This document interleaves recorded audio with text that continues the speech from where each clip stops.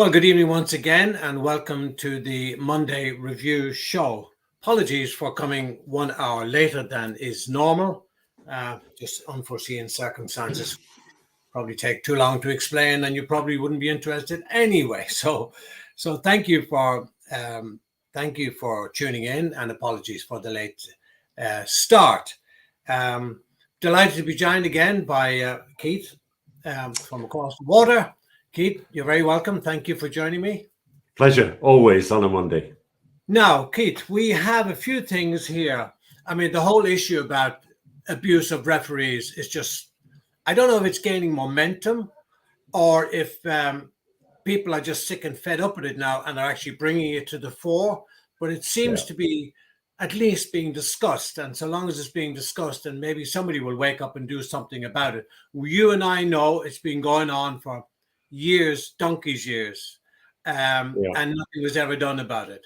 Now I think the guys today are more prepared than you and I were to really stand up to it. We did put up with it, the nonsense that went on, and I'm not sure about you, but I certainly was assaulted a couple of times, once here and once in South Africa, and I mean I was nearly killed several times in South Africa. That's another story. But at least now there appears to be a move on to prompt the authorities into doing something about it and not just brushing it under the carpet and leaving it. Yeah, I think the first thing for referees, and I know referees listening to this show, Errol, I think that if there is a physical attack on a referee, the first thing must be to report that matter to the police. Certainly here in England, because an assault is breaking the law. And therefore, I think that is the right course of action. At the same time, a detailed report should be brought together and submitted to the authorities, the Football Association, their local league, the county FA, whatever is appropriate. If there are any witnesses at the ground and they see that, then okay, it might be that at the time you've not got that information to hand, but you can gather it. And this is one of the things that referees might do pre-match. Who are they meeting? What's your name? What's your role with the club, etc.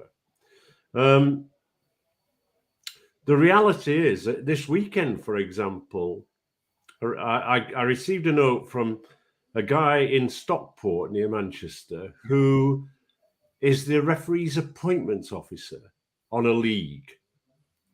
And he's informed me that he's resigning that position, which is really sad. And the reason being that one of the young referees that he appointed to a game this weekend was physically assaulted, i.e., it looks as though the spectator put his hands around the throat of the young referee. Wow.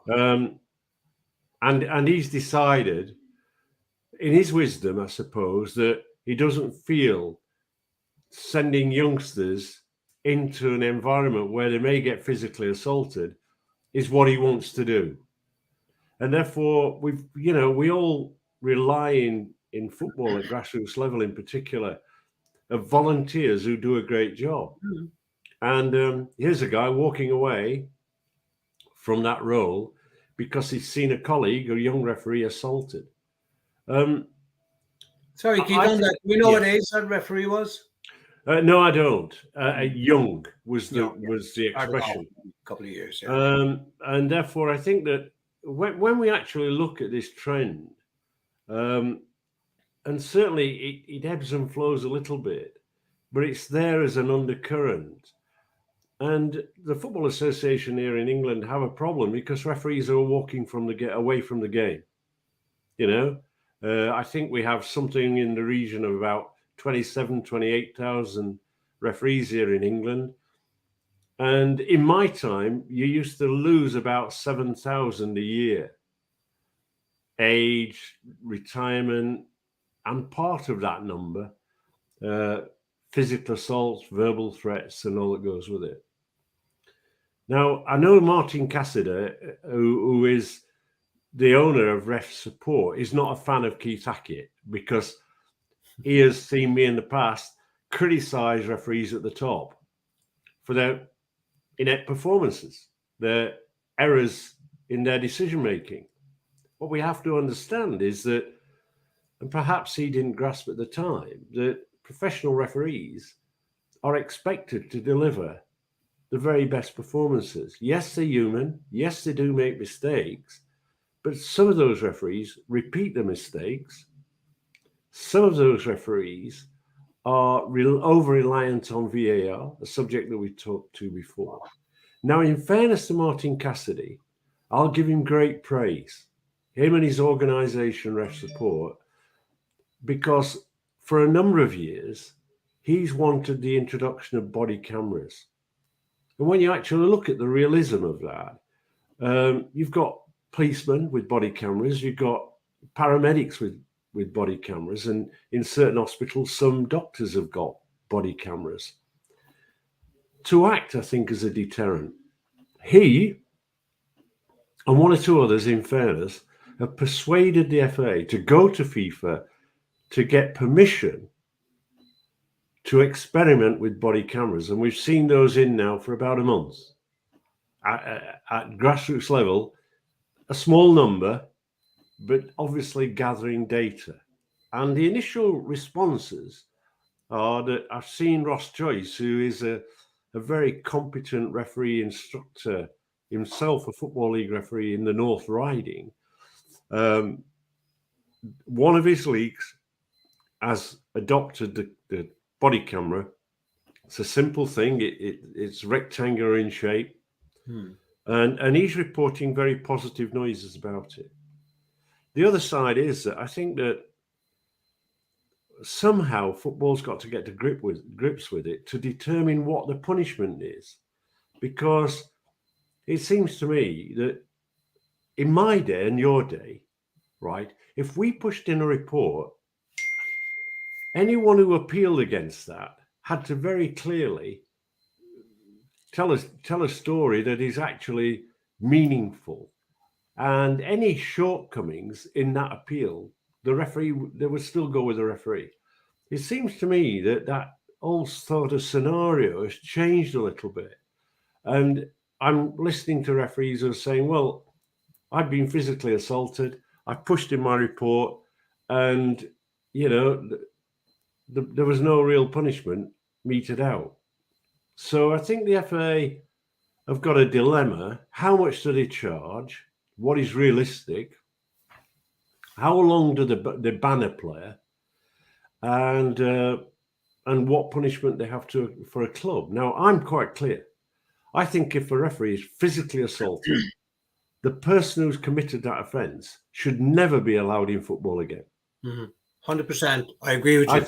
I think that if we take a player of a team, there must be some responsibility for that team. Responsibility by way of saying, right, okay, you're also culpable. That player's playing for you. He's done something that is unacceptable. He's representing your club on the field of play, and therefore we are going to punish you. Now, is that going to be finance? My view is points deduction. And if you take points off a team, it's the whole team that's penalised. If you charge them 15 quid fine, you know, you find out, is the player paying the fine or is the club paying it? I would do both, Keith. I would deduct points. For any player who assaults a referee, I would deduct the points. I would also find the club and or the player or both, and I would report it to the police. Yes. What really amazes me is why certain players think that they can commit a physical assault on another human being on the field of play and get away with it. Whereas if they did that in the street, they assaulted somebody in the street, they'd be charged with GBH. Yeah. And they couldn't get up to 5 years.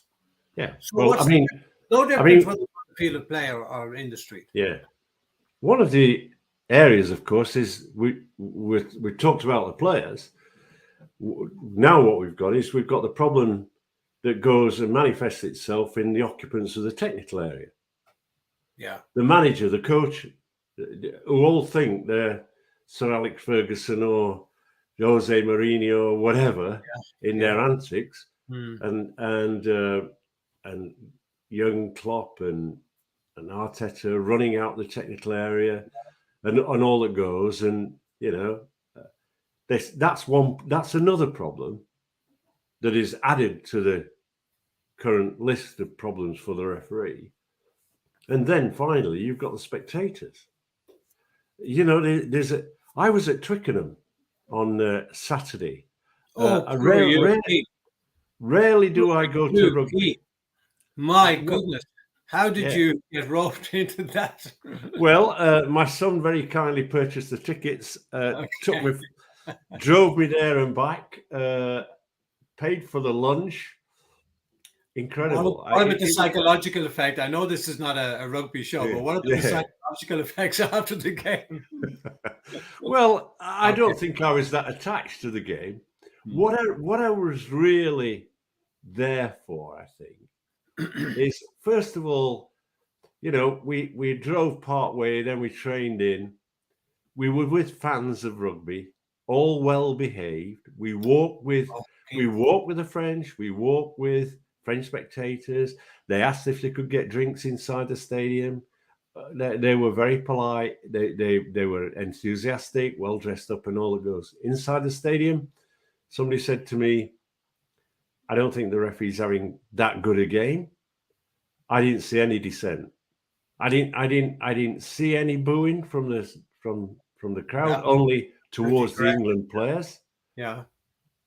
I watched it. I could pay £8 for a radio that fitted on my ear that worked to listen to the referee.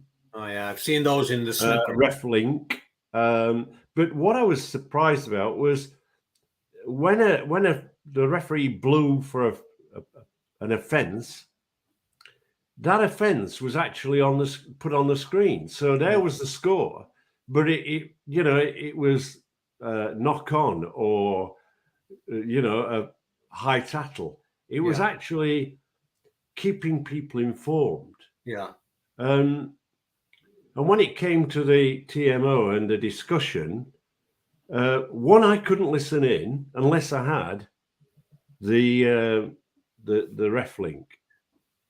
But it was worthy to purchase that to be able to listen in. Keith, it's a different animal altogether. I mean, football supporters and rugby supporters, they're different animals. They're actually they're diametrically opposite in their behavior and all of that story and their sportsmanship and so on. Different.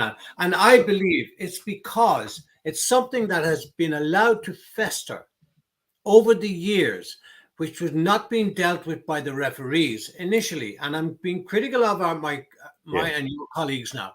They have not been doing their jobs for various reasons. Some that I call the suits, the soccer politicians. These are the guys who dish out the appointments, and the referees, honestly, I do believe, are scared to do something that might appear controversial in the eyes of the not referees, in the eyes of the managers, the club directors, members of the FA, etc., etc., etc. And because of that, they're not doing their job. No. I think that until they do, and unless they do, this is going to get worse and worse. Yeah. So I think, Errol, I think that what we should try to do is to say, what do we think young referees should do to perhaps avoid either assaults or abuse? I think is very difficult. My first view is this. If you're going to talk to a player, there is a step process. That first process is you can have a word with the referee on the fly, i.e. you run alongside him and you might say to him, look, I'd really like and appreciate an improvement in your behavior. I'm not telling you how to play. I'm here to referee. So that might be the first approach. If I think, take care with applying advantages at grassroots level. I'm sad to say that because I'm a referee who loves to play advantage and keep the game flowing. But I think in the modern game, you've got to impose your authority. And that means don't risk your control by playing advantages at times. Blow for the free kick and give the free kick, because that's the expectation of players at grassroots level. They want the free kick. And that might avoid the escalation. If you're going to stop the game to talk to a player, i.e., if you're going to warn him, the first thing I would recommend is that you are 2 arms length away from the player, so that the distance between you is a couple of meters, not in the face of the player. If that player then decides out of frustration or animosity or misbehavior, swings a punch, he's going to miss you. But if you're in his chest, he's going to hit you. So I think that's the first thing, 2 arms length. Make use of the captain. You know, if the captain's going to get him on side, tell him, if he's the troublemaker, say, I expect more out of you. I expect you to actually set an example. But sometimes the captains are as bad as, or even worse than the players. Correct. So we, in a sense, we've got to develop strategies that improve the authority, your authority. And I think first of all, don't look down at your laces. Don't look at players. Look at the player in the eye. Capture him eye to eye contact. And you can, instead of threatening, the next time it's going to be a yellow card, the next time red, just say, I want an improvement in your behavior. Full stop. Increase the tone and language of your voice as though you're on the stage and you're projecting it 30 yards. Because in that vicinity is likely to be the majority of the players. So I just want, I want that. And then I think if we go through the first half and the crowd are getting agitated and on your back, when you're in the dressing room, before you get in the dressing room, call the home secretary. And if necessary, the away team secretary. They'll almost certainly be at the club. The administrators. Bring them into the dressing room and say, it's my intention to try and get through 90 minutes. But if you don't make some adjustments with regard to spectators that are standing around this pitch and the abuse that's being shouted at, I will take action. And they might then say, what's the action? Well, I'm not going to referee your teams under the threat or in any form, shape or way. That's a football match. I'm here to enjoy myself and do a job. So I think that we as referees, and I'm sad to say this, I think have got the ultimate, if you like, strength of being able to say, right, blow the whistle, I'm walking off. End of game. Reporting you for misconduct. And let the FA sort it. But don't let it escalate. Pardon? I don't think they will. I don't think the league officers will not take action, and that's part of the problem, and that's why it's been going on this long. If some league came out and took a stand and really hammered the players and the club for misbehavior, and send out a message, but then it's got to be consistent, and it's got to be right across the board, and it's got to go all the way up to the.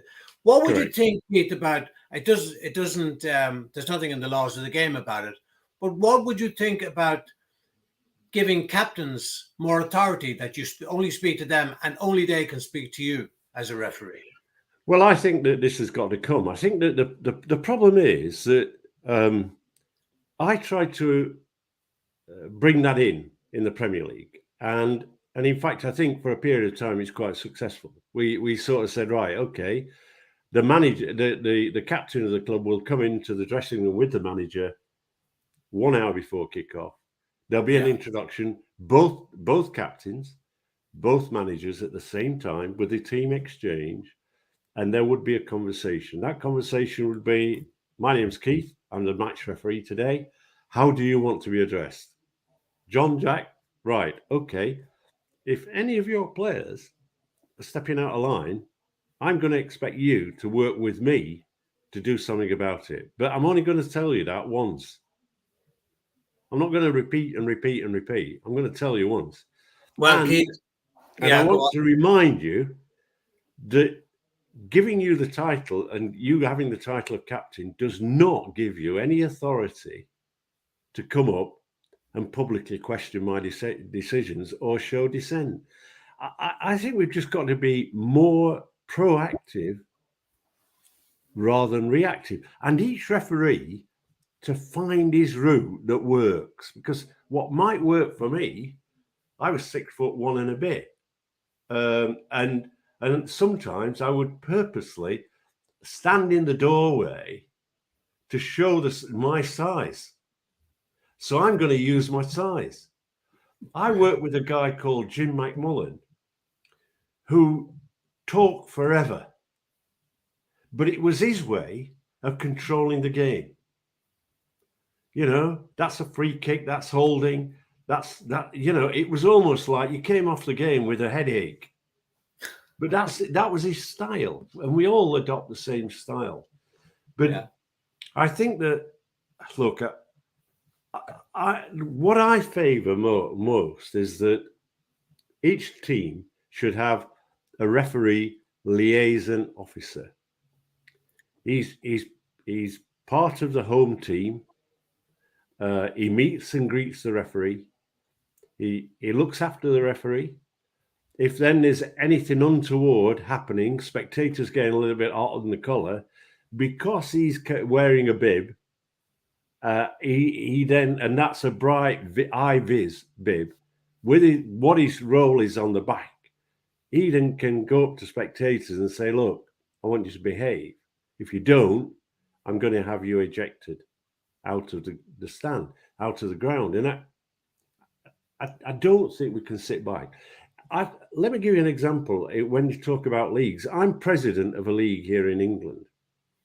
And we discussed, and I'm not giving too much secrets away, we discussed a potential problem manager that the club's got, a club has got. And the league, the management committee have been unhappy about the behaviour of this guy. What did they do? They went to see the people who ran the club. And they made it quite clear that we as a league are very unhappy. We also had a situation where at half time, managers thought that was the opportunity to walk with the referee off the pitch and have a go at him. And we as a league said quite categorically that is not going to happen. We don't expect managers to approach the referee as he's leaving the field of play from centre or what. No. And it is generally working, and we're policing it. We're policing it because we are short of match referees, and we're at a pretty, players in our league can earn 100 quid, up to 100 quid playing. So it's pin money, but it brings a status, I think, level 6 to the team. You mentioned earlier there about high-profile managers and in getting them involved in trying to control the players. Well, I had a situation, and I'll tell you off air who the player is or who the manager was. And he said to me, if you have any trouble with my players, just give me a signal, and I'll sort it out, which I did. Because the game wasn't 10 minutes old, and this was a very, very high-profile manager. And I pointed across to him, the player who was giving me trouble. And he just totally ignored me. Yeah. I said, hey, the gloves are off. And I'll tell you off air who that was. Keith, you mentioned the Casemiro red card, and you were quite complimentary of Anthony Taylor. Yes. So was I.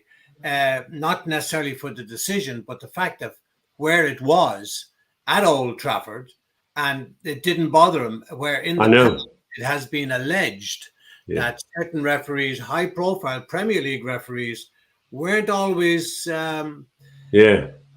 objective in their decision-making when it came to playing at that ground or refereeing at that ground. I mean, I managed referees at the highest level for a number of years, and the reality was that when they went to Old Trafford, they were pretty neutral. I checked the decisions, the quality of decisions, and all that goes with it. I think, first of all, sometimes you haven't got the best view. Anthony Taylor, I think he's refereeing really well. He's informed and has been for a few months now, which is great because, you know, I think he's now showing the way to Michael Oliver. I think in fact, he's probably number one, and Oliver's dropped back a bit. I think, first of all, he's in a really good position to see the challenge, but may have been a little too close to actually see the real contact and outcome. It is that exact scenario where he's given a yellow and VAR comes in, and Anthony Taylor went to the screen, went back to Casemiro and sent him off. And people, you know, had he initially cautioned him, or had he shown any card?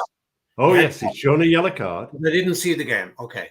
Yes, he went for the yellow card. He then was asked by the VAR to go to the monitor. He went to the monitor. In the meantime, I've seen a couple of replays of the incident. It's red. And I'll explain that, because what happens is Casemiro launches himself, right, 1 foot forward, off the ground. His foot hits the ball, glances off the top into the shin of his opponent. It is nailed on red card. And now, there will be those who would argue that say, but he got the ball. And this, you can read I got the ball. And yeah. I mean, you got the ball, but you broke the guy's leg with your other foot. I mean, I've been I've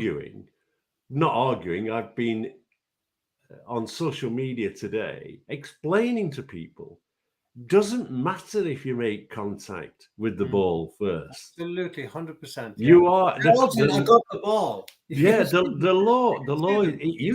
law is clear that this player has endangered the safety of an opponent. Yeah, and you know, my concern slightly is this, right? Is that Anthony Taylor resides in Altrincham, which is about 12 miles away from Old Trafford. That's always been my concern. And I voiced that a couple of 3 years ago when he started getting Manchester clubs. However, I will say this. Every game that he's refereed, Manchester United or Manchester City and the opposition, his integrity is without question. He's actually refereed those games quite well. He, like most referees, he's made incorrect decisions. Sure. But because what's concerning me in the modern trend over recent weeks is if a referee makes an error, the fans are beginning to question his integrity. I want to assure everybody that's listening, it might be competence that's the problem. It's not integrity. What I know as the boss, because I put in, if you like, planks of security to ensure that I was never going to be the boss that had a refereeing problem. I was going into Europe as a UEFA delegate. You know, you had Polish referees who were languishing in jail. You had the East German referee who was jailed. You had other referees, and there was spatterings of corruption. And I came back and thought, right, no gambling on football worldwide. Absolutely none. That's a sackable offence. I provide the phone. I provide the laptop. I can interrogate either phone or laptop in relation to security incidents. And I can tell you initially, because of agreements arrived, I could in fact interrogate bank details and all that goes with it. Plus the fact, let me tell you that Bet365 and other gambling companies have the most intense security issues for their own scenario. And I can tell you, on one Friday evening, I received a call from Bet365 saying there's a problem. Why? We suddenly got a spike on one particular game. As a consequence of that Friday evening, I decided the match referee, who was in a hotel close to the ground, and this was not a Premier League club, by the way, he was close to the ground. I rang him and said, tomorrow morning, I will be telling you after 9 o'clock where you're going to referee. You're not refereeing this particular game. Neither are your colleagues on this game. I'm going to give you an alternative game. I then brought in another referee. I changed his appointment, brought him in, refereed the game. I sent my manager for the Football League referees. He was in the director's box. I actually paid a guy, one of my guys, assessor, and I said, I want you to go to this game. I want you to stand in the stand, pay your money. Don't announce. You're not in the director's box. We'll pay you entrance fee. I want you to take a look at that game. And that was just to highlight the alert systems that are in place. Nothing wrong with the referee. It did result in some suspensions, not for match officials, for managers, coaches of a particular club, because they were breaking the criteria on gambling. So the point I'm trying to make here is that I'm seeing this escalated. Referees have got a problem with players. They've got a problem with the technical area. They've got a problem with fans. And all of a sudden, they've got a problem with people questioning their integrity. And I'm defending that 100%. Now, if we don't give these guys support, at grassroots level in particular, where it's £150. I mean, last week, I received a note saying, if a coach wants to go on this course, it's free. We're running free coaching sessions from the FA. I went straight back and said, well, why don't you then withdraw the £150 that a referee or a potential referee has got to pay before he takes, before he takes the exam or whatever, because it's 150 quid. And on top of that, he's probably got a 30 to 40 pound fee for the safeguarding section of what he has to pass. So I just think that the FA have got to look at the level of suspensions. I think leagues across the country have got to find ways in which they can make life easier for referees. In Sheffield, we have the biggest junior Sunday league, thousands of clubs. Let me tell you that league makes every effort to ensure that referees are protected, that clubs are reminded of their responsibility. And I know that they've actually, as I understand it, they've actually thrown clubs out of the league because they're not happy with their behaviour. I think this is what leagues have to do. Keith, as always, fascinating talking to you, and always a pleasure. So many other things I wanted to talk about. Yeah. We just run out of time. What we can maybe talk about next week is the emerging story of an allegation, and I stress it is an allegation against Barcelona. Yeah. Allegedly paying off the head of the referees. But we'll maybe talk about that next week. Yeah, sure. Thanks again, Keith. Great talking to you. Pleasure. Thanks, Errol. And to you people tuning in, thank you very much again. Keep your comments coming in. We'll be back again next Monday night. It's usual time, not this time, 8 o'clock, but 7 p.m. next week. Thank you. Bye-bye, Keith. Bye.